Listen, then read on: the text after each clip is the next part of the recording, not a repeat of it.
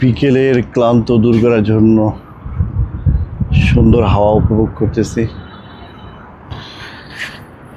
এখানে 4-5টা দেখাই আপনাদেরকে। বিকেলের সুন্দর একটা মনোরম পরিবেশ, পানিগুলো বাতাসের সাথে ঢেউ খাচ্ছে, সুন্দর হাওয়া।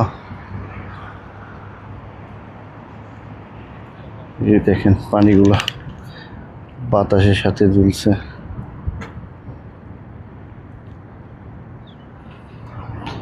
সূর্যর মানে গরমে তো এটা কুয়াশা পড়ে, তো এই জন্য একটু অন্ধকার অন্ধকার লাগতেছে, আকাশটা একটু গুলো গুলো লাগতেছে।